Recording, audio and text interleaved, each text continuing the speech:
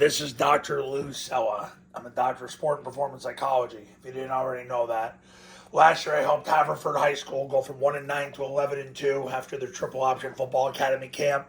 I helped Scobie, Montana, go from 2 wins to the state semifinals after working with me, and Quest in New Mexico, where the first year head coach won as many games in 2024 as the previous 8 years combined. Now, I'm going to put this out to you. Why kicking the D-gap player is better than running rocket. Army last year ran more kick than more rocket. It was more than 1+ time per game that they ran kick more than they ran rocket. So, you're going to say, well, Dr. Sella, you've told us for years you use rocket to beat the blitz. I have.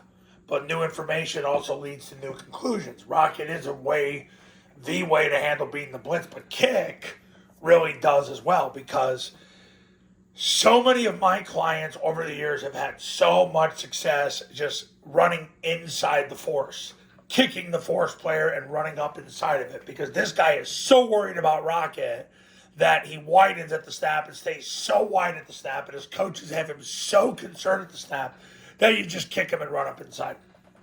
The NFL run study, one of the things that came out of the NFL run study was that you get more yards per play running inside the force than outside the force, because it's so hard to get the ball outside of the force player.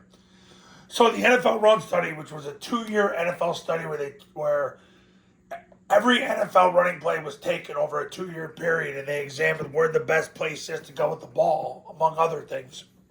But that it is easier to run the ball just inside the force than outside the force, because it's hard to get the ball outside of the force player.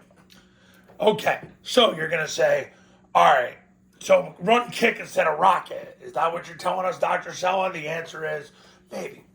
Here's why. So let's say they do blitz. Let's say they're in at this defensive alignment. They run an M stunt. He goes this way. Backer goes that way. Well, look, whether it's toss or whether it's kick, the center's going to snap the ball and he's going to block the spine of the guard. Now, if it's rocket, he has to block his spine. Either way, he's scoop blocking. The center snaps the ball and he's got to run. So, whatever happens, happens. Now, if he had an A-gap defender, he'd have to do the same thing. So, it's all relative. That's the point I'm making.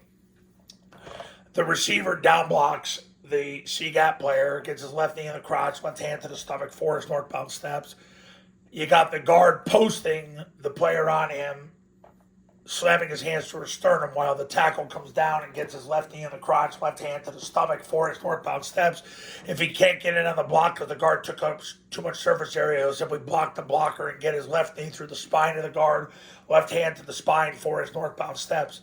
Center simply snaps the ball and blocks the spine of the guard with his right hand. So he snaps the ball, runs behind him, and then blocks the spine, which cancels the play side A-gap. Backside guard does the same thing to the center. Backside tackle does the same thing to the backside guard. Backside receiver sprints to the goalpost. The A-back is going to kick out the first threat off the receiver's block. So he is going to get his helmet to the left, strike with the right forearm, and drive that player out of bounds. The B-back is going to lead through. Now, he's going to lead off the right hip of the right receiver. Now, if they blitz, he can then get onto the third level. Now they're really screwed, because you got a triple team here. He takes himself out of the play. You got a down block here, a kick, and a lead. He'll end up on the safety. Backside A-back leaves at the snap, runs the pitch. Quarterback takes the snap, jumps backwards, follows the B's right hip through the middle of the field, through the end zone. Kicking the D-gap player is better than running rocket.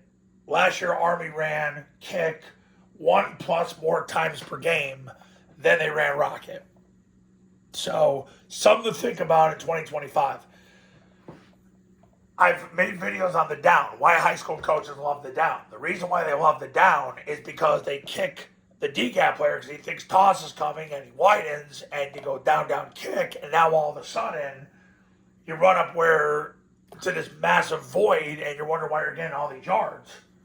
I can tell you this right now. I had my best client last year, Haverford. They got more yards on down than they did on rocket, but the threat of the rocket scares defenses. So, is it easier to just run kick instead of rocket? Well, the data would support that right now. And I wanted to point that out to you in this video. Kicking the D-gap player is better than running rocket. So if they blitz, can you use kick to beat the blitz? You bet your sweet self. Okay, coaches, you want to win big in 2025? Give me a call, 570-332-0265. And go to tripleoptionfootball.com to read about the camps, the academy, and to check out all those testimonials that have come from the camps and the academy over the last 15 years. And I'll see you in the next video. We will talk soon.